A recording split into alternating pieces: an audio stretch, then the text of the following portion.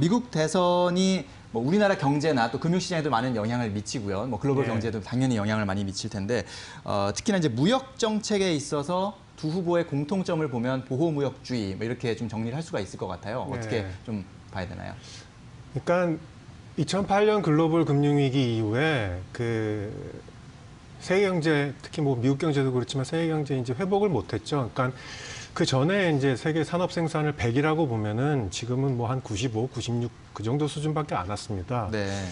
이런 상황에서는 이제 그 세계 뭐 각국도 그렇고 이제 미국도 그렇고 자국 중심의 어떤 경제 정책을 필 수밖에 없는 그런 상황에서 트럼프가 그 보호무역주의를 굉장히 그 강력하게 들고 나왔고요. 네. 대표적인 이 정책 전략 방안으로는 뭐 일자리의 국내 회귀라든지 제조업 공급망의 사슬의 어떤 국내 이전, 국내화 이런 것들이 강조되고 있는데 기본적으로 두 후보가 그 일자리를 확충하는 측면에서 보호무역주의를 강조하는 그런 기본적인 흐름은 같습니다. 예. 근데 트럼프는 상당히 그것이 이제 좀 압박의 형태로 일방향의 소통의 형태로 이제 표출이 되고 있고요. 네. 바이든은 그에 비해서는 이제 좀 그분의 어떤 경력, 그러니까 외교 쪽에서 오랜 시간 동안 있었던 경력을 봤을 때는 일방향이 아니라 어떤 대화와 타협을 통해서 그 미국의 동맹국들과의 어떤 질서를 그러니까 트럼프 이전의 그런 어떤 국제적인 통상 질서를 존중하는 그런 좀 부드러운 그런 분위기가 좀 연출이 될 것으로 예상이 됩니다. 그렇군요. 두 후보 간에 보호무역주의라는 공통적인 키워드가 있긴 합니다만 그것을 풀어나가는 방법은 트럼프 후보와 바이든 후보가 다른 방식으로 풀어나갈 것으로 예상이 되고 있군요.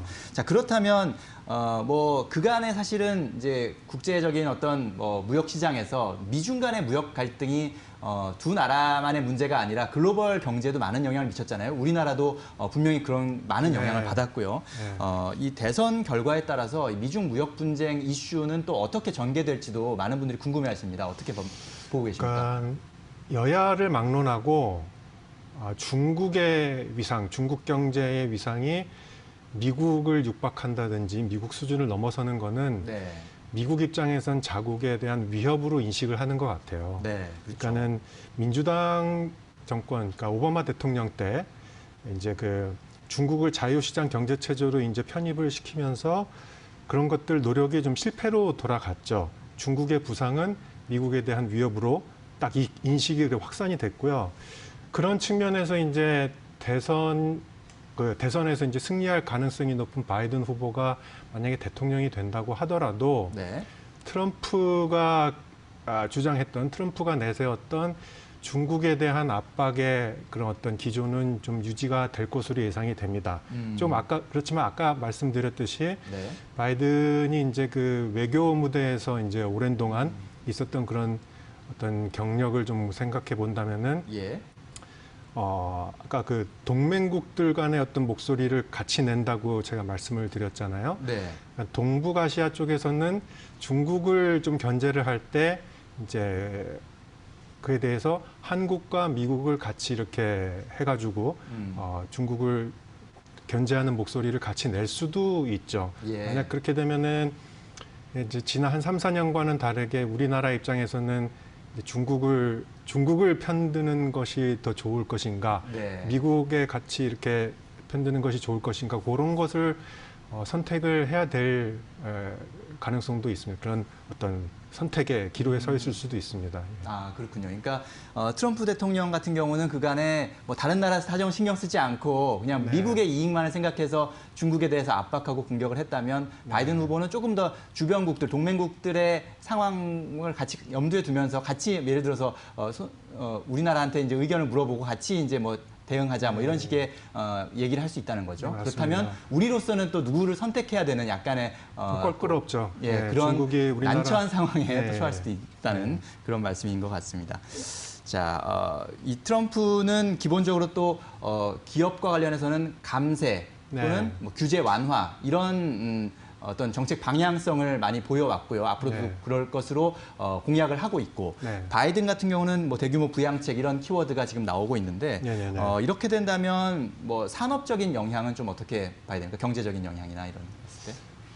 그러니까 기본적으로 감세를 하면은 경제 성장에 유리하죠. 네. 그러니까 증세는 좀 그에 대해서 불리하고 그래서 그 조세 정책적인 측면에서 봤을 때는 바이든 후보가 트럼프 후보에 비해서는 좀 이렇게 경제 성장에 좀 덜 유리한 그런 여건을 조성하는 것이 맞습니다. 네. 그런데 반대로 재정 지출 측면에서는 바이든의 재정 지출 규모가 이제 트럼프보다는 훨씬 많거든요. 근데 뭐 단기적으로 봤을 때는 이제 세율을 인하하거나 그래서 감세하는 것보다는 재정 지출을 확 늘려가지고 뭐 SOC 인프라 투자를 한다던가 네. 신산업 동력에 투자를 한다던가 이런 것이 단기적인 경제 활력 제고에는 더 큰 그런 유리한 측면이 있습니다. 그리고 또 하나 말씀을 드릴 게 네. 조금 바이든이 가능성이 많으니까 약간 바이든에 대해서 조금 더 설명을 드리자면 네네.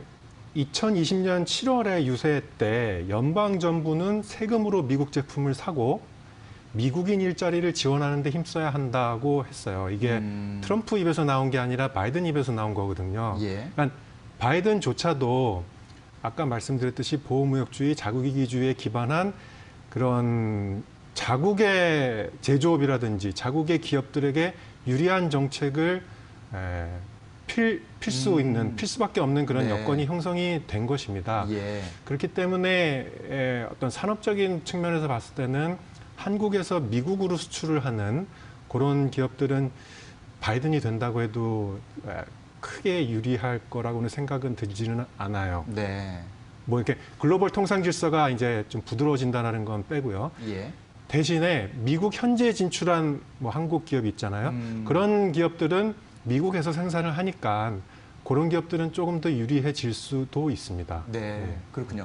이 바이든 후보가 사실은 뭐 시장에서 그러니까 그 기업인들이나 이런 쪽에서 부담스러워하는 것은 반기업 정서가 조금 강하다고 인식된 것 때문에 그랬는데 말씀하신 걸 들어보니까 실제로는 의외로 바이든도 자국 기업들에 대해서는 뭔가 많이 신경을 쓰고 있겠다, 쓸 것이다라고 좀 예상이 되고 네네. 그렇다면 말씀하신 것처럼 미국 현지에 진출해 있는 우리 기업들은 오히려 수혜를 받을 수도 있겠다 이렇게 또 예상할 수도 있겠군요. 좀 좌파적인 성격의 민주당이 네. 이제 이번에 이제 그 선거에서 이기기 위해서 좀 우클릭을 하는 그런 행보를 좀 많이 보였거든요. 예. 그런 측면에서 봤을 때 바이든이 그렇게 자국의 일자리를 중시하고 자국 제조업의 리쇼어링을 강조하고 이런 것들이 표를 의식해서 이긴 하지만 그런 것이 공약으로 먹혀 들어가서 만약에 당선이 됐다면 그 공약을 실천을 해야 되는 거죠. 네, 그렇군요.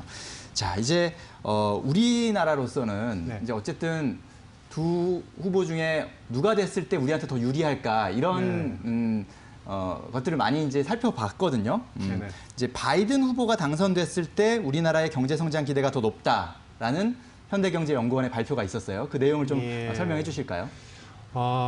그 굉장히 그 러프하게 추정을 한 거고요. 네. 뭐 산업적인 측면에서 어떤 산업은 뭐 바이든 됐을 때 유리하고 트럼프 됐을 때 유리하고 다 다르지만은 굉장히 거시적으로 봤을 때는 바이든이 됐을 때가 트럼프에 됐을 때보다는 조금 더 미국 경제가 조금 더 살아날 거고요. 네. 그리고 그렇게 되면은 미국의 수입 수요가 늘어나면서 한국에서 미국으로 수출하는 것, 그리고 한국에서 삼국을 통해서 미국으로 수출하는 것, 예. 그리고 미국의 경제가 좋아진다면 이제 세계 경제 전체적으로 전반적으로 좋아지는 그런 어떤 직간접적인 경로를 통해서 우리나라의 이제 전반적인 경제 성장세가 좀 높아질 수 있다라고 이제 추정을 한 겁니다. 네.